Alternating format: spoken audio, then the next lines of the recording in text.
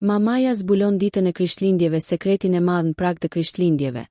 Shtëpia e familjes Dervishi ndriçonte nga dritat e bardha që Nora kishte varur vetë, si çdo vit. Bora binte but jashtë, duke mbuluar rrugicën përpara shtëpisë me një shtresë të hollë të bardhë.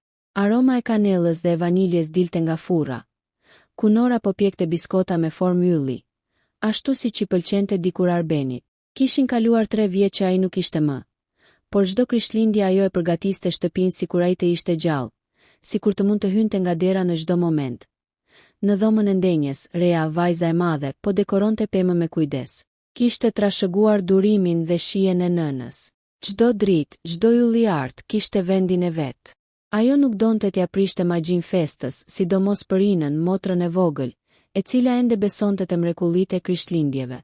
Ndërsa Kleoni, djali i mesëm që kishte ardhur nga Italia pas një viti të gjatë pune, qëndronte në qoshe me një gotë verë, duke ndjekur me buzëqeshje gjithë atë ritual që për të kishte qenë dikur i mërzitshëm, por tani mungonte. Nën, kujdes me furrën, tha Rea pa e kthyer kokën. Mos e djeg përsëri. Se kam djegur asnjëherë, u mbrojt Nora, por e dinte që nuk ishte e vërtet. Vjet kishte djegur një tepsi të tërë, sepse kishte harruar orën teksa qante në kuzhinë. Ajo ndali për pak çast, duke fshirë duart në përparse dhe duke parë nga dritarja. Bora binte më fort tani, e dritat e shtëpive të tjera ndizeshin njëra pas tjetrës. Një ndjenjë e çuditshme e pushtoi, një përzierje malli dhe frike. Kishte diçka që e mundonte prej kohësh, diçka që i rëndonte në shpirt më shumë se çdo humbje. Dhe në atë natë, në atë Krishtlindje, ajo e ndjente se nuk mund ta mbante më për vete. Në raftin e sipërm të kredencës kishte një kuti të vjetër prej druri. Brenda saj një zarf i verdh i zverdhur nga vitet, me një shkronjë të vetme në pjesën e përparme. Ajo e kishte fshehur aty që nga viti 1998. Ishte një letër që kurrë s'kishte guxuar ta hapte përpara fëmijëve. Një sekret që kishte ruajtur me fanatizëm, një të vërtet që nëse do të dilte do ta ndryshonte përgjithmonë mënyrën si fëmijët e saj e shihnin atë, dhe ndoshta edhe njëri tjetrin. Ajo ul pranë tavolinës me zarfin në dorë, duke ndjerë që gjaku i rrithte më shpejt. Jo sot, përshpëriti me zë të ulët. Sot është fest. Por zemra e saj i rrihte fort, sikur diçka për te i saj po i thoshte. Tani ose kur. Pjesa e parë në orën 7, tryeza ishte gati. Qirinjtë e kuq ndriçoni mes pjatave të porcelanit, ndërsa aroma e mishit të pjekur përzihej me erën e verës së kuqe. Nora ul në krye të tavolinës, përballë vendit bosh ku dikur ulej Arbeni. Asnjë prej tyre nuk e zuri në gojë mungesën e tij, por të gjithë e ndjenin. Për babin, tha Kleoni duke ngritur gotën. Rea dhe Ina bën të njëjtën gjë, dhe për disa sekonda heshte u mbush me kujtimin e një burri që s'ishte më, por që ende jetonte në çdo detaj të asaj shtëpie. Pas dollis, Ina filloi të qeshte me një video në telefon, ndërsa Rea i kërkoi të mos e bënte zhurmë. Kleoni nisi të tregonte histori nga jeta në Itali, për shefat e tij të çuditshëm dhe një të dashur që e kishte lënë nga që punonte shumë. Nora buzëqeshte me përzemërsi, por syti i mbetën tek rafti, aty ku e dinte se fshihej zarfi i verdh. Zemra i trokiste si daulle, papritur ajo u ngrit. Do kthehem menjëherë, tha qetë dhe shkoi drejt kuzhinës. Rea vuri re se diçka s'ishte në rregull. Mos po ndihesh keq, mam? Jo, vetëm diçka harrova. Në kuzhinë Nora hapi kutin prej druri. E mori zarfin në duar. Gishtat i dridheshin. Për disa qaste e mbajti afër gjoksit, si një kujtim që i diqte në zemër. Pastaj e mori me vete në dhomën e ndenjes. Të 3 fëmijët e pan të habitur. Çfarë është ajo? Pyeti Ina, e cila e kuptoi e para se diçka serioze po ndodhte. Nora ul ngadalë në vendin e saj. E vendosi zarfin në mes të tavolinës. Kjo është një letër që e kam ruajtur për shumë vite, tha ajo me zë të dridhur. E kam marrë nga dikush para se të lindte Rea. Fëmijët u ngrinë në vend. Rea ngriti kokën, Kleoni la gotën, Ina uli telefonin. Nga kush? Pyeti Rea. Nora u mundua të mbledh frymën. Nga një grua që më shkroi për Arbenin. Në ajër ra një heshtje e rëndë. Kleoni u përkul përpara. Çfarë gruaje, mam? Një grua që e njohu më parë se unë. Dhe që më tha diçka që nuk desha kur ta besoj. Rea ngriti dorën për ta ndalur. Mam, të lutem, s'ka pse ta kujtosh tani. Është Krishtlindje. Por Nora nuk ndaloi, jo, bija ime. Krishtlindja është dita e të vërtetës. Dita kur gjithçka e fshehur del në dritë. Dhe unë s'mund të jetoj më me këtë peshë. Ajo e hapi zarfin me kujdes. Brenda ishte një letër e zverdhur, me shkrim të butë femëror. Nora filloi ta lexonte me zë të dridhur. E dashur Nora, nuk e di nëse do ta marrësh këtë letër apo nëse do ta lexosh ndonjëherë, por duhet ta dish të vërtetën. Burri yt, Arbeni, ka një fëmijë tjetër. Ai lindi 2 muaj para martesës suaj. Unë jam nëna e tij.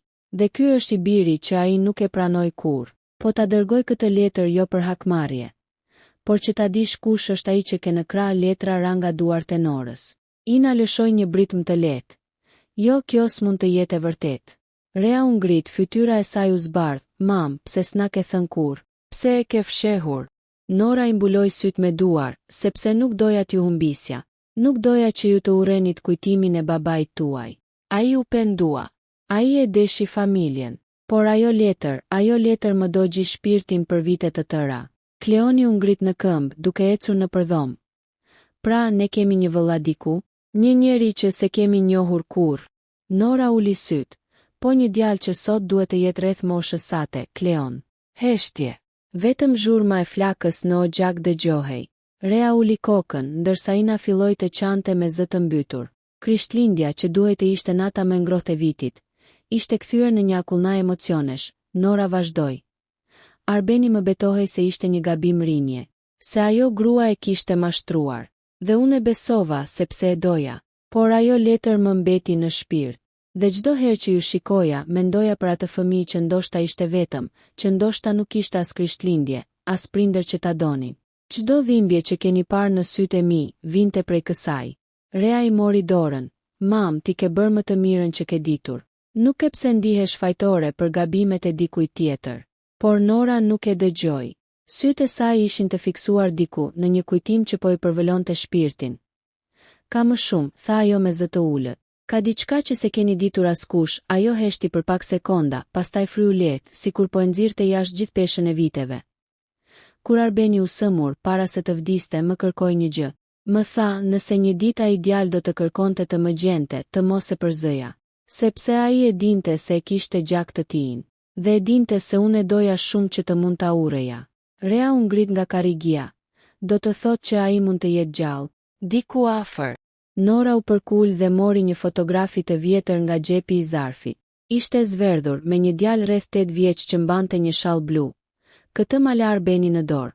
Tha se nëse ndonjëherë do të vinte koha ta kërkonim. Sytë e Kleonit u zgjeruan. E kam parë këtë fytyrë, ku? Pyeti Nora, në një artikull online disa muaj më parë. Ishte për një sipërmarrës shqiptar në Zvicër. I quhej Luan Arbenaj.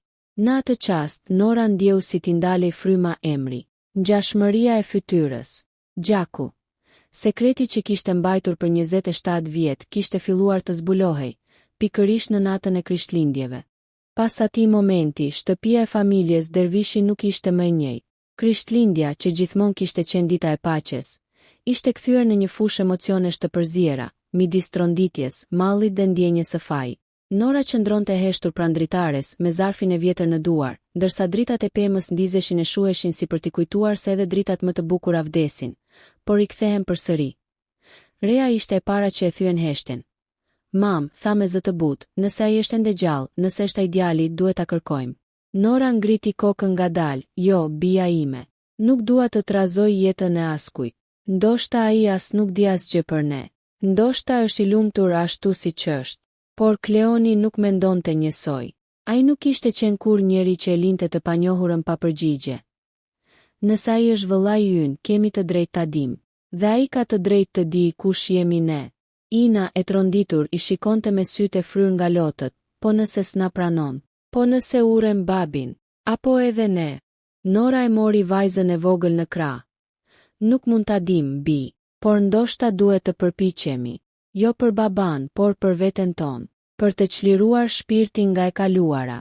Në atë natë, ndërsa jashtë Bora vazhdonte të binte, Rea hapi laptopin e saj. E kërkoi emrin Luan Arbenaj.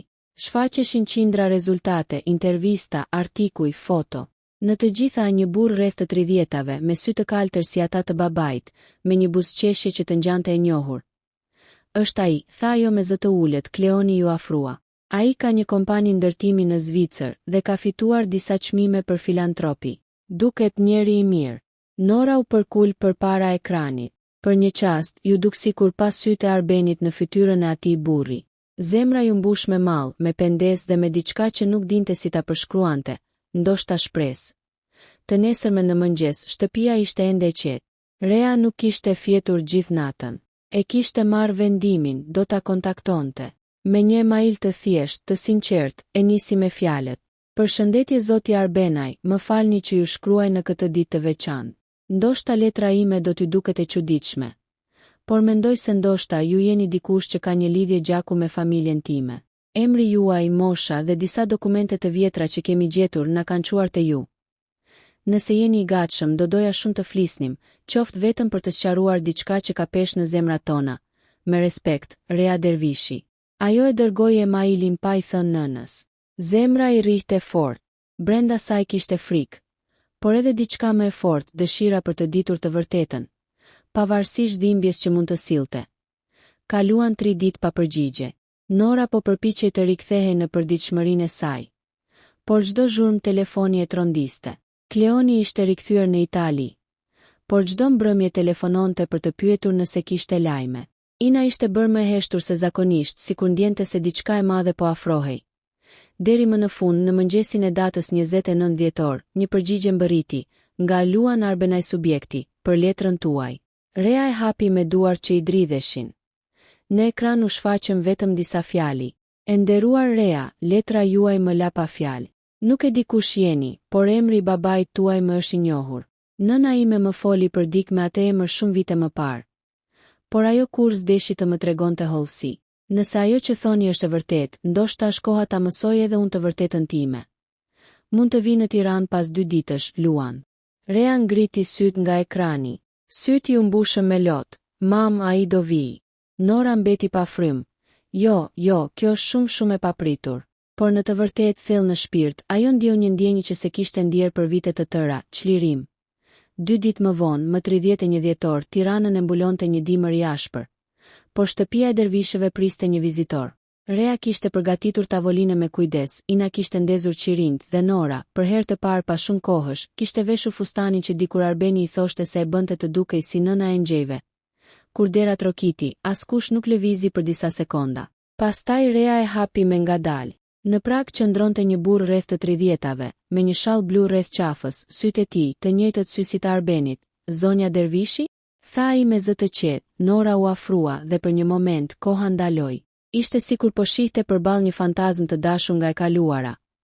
Po, unë jam Nora Hyr, të lutem. Ata u ulën në dhomën e ndenjes. Heshtja ishte aq e trash sa mund të prekej. Rea mori fjalën e parë. Ne nuk duam të trondisim, Luan. Vetëm duam të kuptojmë të vërtetën. Nëna ruante një letër, një dëshmi që thoshte se ti ishe djali i babait ton. Luan uli syt, nëna ime më ka thënë pak gjëra, që babai im ishte një burr i martuar, që s'kishte guxim të më pranonte. Ajo më rriti e vetme dhe gjithmonë më tha se s'duhej ta kërkoja, sepse do të dëmtoja dik tjetër. Por unë gjithmonë kam dashur ta di kush isha. Nora e dëgjoi duke dridhur duart, ai u pendua, Luan. Ai të deshi, edhe pse kur se tregoj. E dinte që kishte gabuar. Para se të vdiste, më kërkoi të mos e urej ty. Në sytë e Luanit u duk një dritë. Atëherë më ka dashur? Po, tha Nora me lot në sy. Dhe çdo Krishtlindje, kur ndiznim pemën, unë e mendoja edhe për ty. Në atë qast, Ina u afrua ngadalë dhe i solli një dhuratë të vogël. Një kornizë me një foto të Arbenit. Ky ishte babi ynë dhe ndoshta edhe ju ti, i tha ajo me zë të butë. Luan e mori kornizën në duar. U dridh, është hera e parë që e shoh fytyrën e tij. Nora e vështroi me mall. Duket se Krishtlindja këtë vit më solli diçka që se prisja, më solli djalin që se mbajta kurrë në krah. Ata u përqafuan. Në atë moment, jashtë filluan të bien kambanat e mesnatës së vitit të ri. Në dritaren e tyre u pasqyrua drita e fishekzjarëve, ndërsa brenda 4 njerëz të lidhur nga gjaku dhe falja ndan një Krishtlindje të dytë. Atë të rilindje shpirtërore. Sekreti që dikur kishte qenë mallkim u kthye në bekim. Sepse ndonjëherë e vërteta, edhe pse vonon, është dhurata më e çmuar që mund të marrë një familje. Nora qëndronte në kuzhinë, duart i dridheshin mbi filxhanin e kafes që nuk e kishte prekur. Pllakat e bardha përplaseshin me dritën e zbehtë të pasdites. Ndërsa jashtë bora kishte filluar të binte sërish, më e qetë, më e ngadalë, si për të mbuluar gjithçka që po ndodhte brenda atij shtëpie. Rea rinte përballë saj, e ngrirë nga çuditja, ndërsa Ina qëndronte pranderës, duke mos ditur nëse duhej të afrohej apo të ikte. Vetëm Kleoni ecte nervozan e mban dhomës, duart në xhepa, sytë e kuq. Mam, të lutem, na thuaj që nuk është e vërtet, tha i më në fund, me një zë që i dridhe me zemërimi dhe frikës. Nora ngriti sytë ngadalë. E di që është shumë për ju. Por po, është e vërtet. Ai djalë, Arjani është gjaku juaj. Është biri i Arbenit. Në atë moment, duke sikur ajri u rrallua, të 3 fëmijët qëndruan pa frym. Ina e mbuloi fytyrën me duar dhe filloi të qante ngadalë, ndërsa Rea e kishte zverdhur si letra. Pra babai kishte një tjetër fëmijë, një tjetër familje. Ti e di e gjithë këtë kohë dhe s'na the asgjë? Shpërtheu Rea. Nora uli kokën. Jo një tjetër familje. Një gabim i një nate që u kthye në mëkatin e një jete të tërë. Kur Arbeni punonte në Tiranë, para se të martoheshim, ai kishte një lidhje të shkurtër me një vajzë. Nuk e dinte që ajo kishte mbetur shtatzën. E mora vesh shumë vite më vonë. Pse nuk i the? Pse nuk e kërkove atë djalë më parë? Pyeti Kleoni me zë të lartë. Sepse kur e mora vesh, babai juaj ishte i sëmur. Ai po luftonte me kancerin. Nuk kisha zemër t'i shtoja më dhimbje. Pastaj më tha vetë të mos e bëja kur publike. Ai kishte turp, por para se të vdiste, më la një letër. Në atë letër, më kërkonte t'ja thoja të vërtetën Arjanit në një krishtlindje. Kur ju të 3 të ishit gati të më kuptonit. Heshtje. Vetëm ora në mur që trokte ngadalë, si një kujtesë se koha po ecte, sado që shpirtrat e tyre ishin ngrirë. Dhe pse tani? Pyeti Ina me slotësh, sepse këtë vit mora një letër, tha Nora, duke nxjerrë nga xhepi një zarf të vjetër të zverdhur nga koha. Arjani më kishte gjetur. Më shkruante se donte vetëm të njihte vëllezërit dhe motrat e tij. Nuk kërkonte para, nuk kërkonte asgjë. Vetëm të dinte kush ishte. Kleoni e mori zarfin dhe e hapi. Brenda kishte një fotografi të një djali rreth 27 vjeç, me syngjyrë kafe të thellë, po të njëjtë me të Arbenit. Ai ngja me babin, pëshpëriti Rea. Nora pohoi me kokë. E di. E pash për herë të parë para 2 javësh. Erdhi te varri i Arbenit. Qëndroi në heshtje për 1 orë, pastaj më tha vetëm një fjali. Nuk kam ardhur të marr, por të kthej atë që mungonte. Lotët i rridhnin Norës pa pushim. Çfarë do të thot kjo? Pyeti Ina. Do të thot që ai kishte ruajtur një kujtim nga babai juaj, një ditar që e kishte gjetur nga ema e tij para se ajo të vdiste. Dhe në atë ditar, Arbeni kishte shkruar gjithçka për ju. Për çdo moment që kishte ndëruar t'ju shihte të rritur. Për çdo frikë, çdo faj, çdo pendes. Dhe në fund kishte shkruar një fjali. Në Krishtlindje do të doja të ishim të gjithë bashk. Në atë moment, dera jashtë me trokiti. Të gjithë u kthyen një herësh. Nora ngriti kokën dhe syti shkëlqyen nga lotët. Është ai, tha ajo me zë të ulët. Bora kishte pushuar, qielli ishte kthjelluar dhe në prag qëndronte një djalë i gjatë, me fytyrë të qetë dhe sy që ngjanin aq shumë me të Arbenit. Ai buzëqeshi me përulësi. Krishtlindje të gëzuara më në fund. Rea bëri një hap përpara, por heshti. Kleoni mbeti i ngurtë, ndërsa Ina i hodhi syt nga nëna, si për të kërkuar leje. Nora i përqafoi të 3, pastaj tha me zë që i dridhej. Fëmijët e mi, ky është i vëllai juaj. Shtëpia u mbush me një heshtje të shenjtë, një heshtje që përmbante gjithçka. Dhimbje, falje dhe fillime të reja. Në sfond, ora shënoi mesnatën. Ishte bërë Krishtlindje. Në fillim askush nuk foli. Dera qëndronte ende hapur, dhe era e ftohtë e dhjetorit hyri brenda si për të pastruar ajrin e rënduar nga sekretet. Arjani qëndronte në prag me kapelen në duar, pa guxuar të afrohej. Nora e pa në heshtje për disa sekonda që ju dukën si një përjetësi. Pastaj bëri diçka që askush nuk e priste, i hapi krahët. Hyr bir, tha ajo butë me zërin që i dridhej, këtu është shtëpia jote. Fjalët ranë si një bekim. Arjani e uli kokën i përlotur dhe hyri ngadalë brenda. Të 3 fëmijët qëndruan në vend, duke mos ditur si të reagonin. Kishte diçka të çuditshme në të, një ngrohtësi e përmbajtur, një përulësi që nuk dukej si e dikuj që kishte ardhur të prishte paqen, por si e dikuj që kishte ardhur ta plotësonte. Rea ishte e para që u afrua. Ti e djali i babit? Pyeti ajo, ende e pasigurt. Po, u përgjigja ai me një buzëqeshje të trishtuar. Por mos më shihni si një të huaj. Nuk jam ardhur të marr vendin e askujt. Kleoni e shikonte me sy të ftohtë, të përzier me hutim. E di çfarë ndjesie është kjo? Të dalë një vëlla nga asgjëja. Të mendosh që gjithë jeta jote ka qenë një version i cunguar i së vërtetës. Ariani uli sy. E di, sepse kam përjetuar edhe unë. E gjithë jeta ime ka qenë pyetje pa përgjigje. Tani më në fund dikush jam. Ina e vogla u ngrit dhe i afroi një filxhan me çaj. Babi do donte të ishim bashkë sot, tha ajo me zë të ngadalshëm. Nora u emocionua. Këtë shkruante në ditar, Ina. Pikërisht këtë. Ata u ulën të gjithë në tryez. Për herë të parë ndon se dhimbja nuk ishte zhdukur, ndjenin diçka ndryshe. Një ngrohtësi të qetë, një fillim të ri që po merrte frym. Ariani hapi çantën e tij dhe nxori një fletore të vjetër të lidhur me lëkurë. Ky është ditari i babait. Dua ta lexoj me ju. Heshtje e plot. Zëri i tij u dridh kur lexoi. Nëse një ditë bijtë e mi do të më gjykojnë, dua të dinë se edhe unë kam qenë njeri. Kam gabuar, por i kam dashur me shpirt.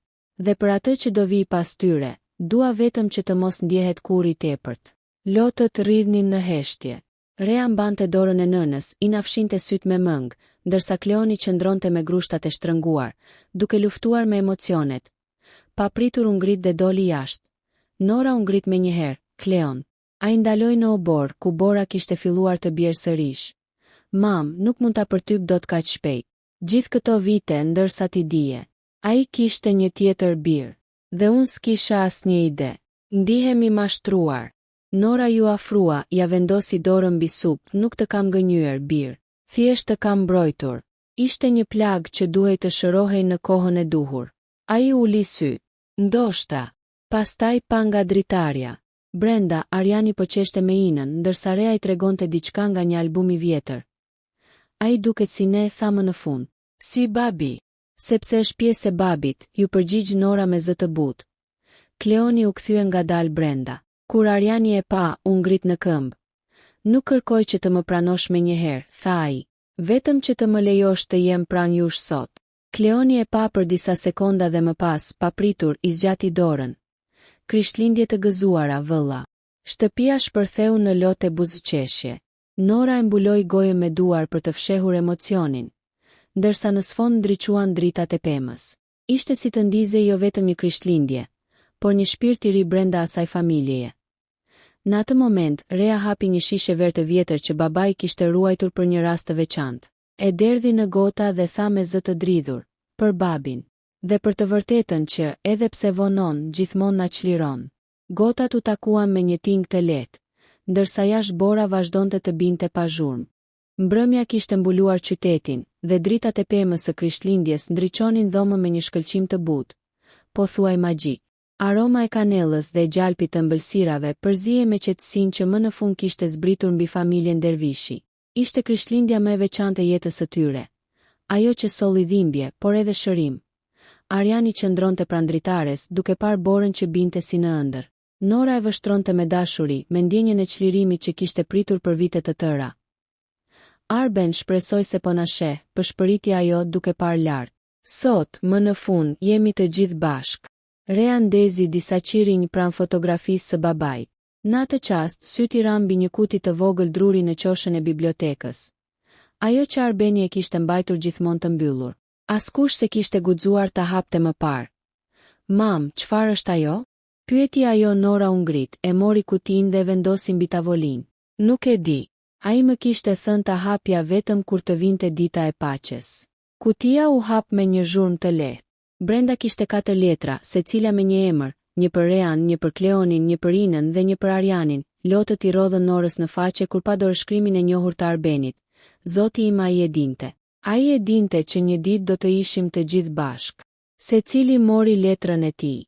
Drita e pemës reflektonte në faqet e zverdhura, ndërsa fjalët e Arbenit u lexuan me zë të ngadalshëm. Një nga një letra për Rean. Bijës sime së madhe, që gjithmonë ka dashur të ruaj familjen. Mos e haro kurrë se forca jote nuk është në fjalët që thua, por në dashurinë që di të japësh edhe kur të tjerët të lëndojnë. Rea e mbuloi gojën me duar dhe nisi të qante me zë të ulët letra për Kleonin. Bir, zemra jote është zjarr. Mos e lër kurrë të kthehet në hiri për shkak të krenarisë. Mëso të falësh, sepse falja është forca që ndan burrin nga fëmia. Kleoni uli kokën.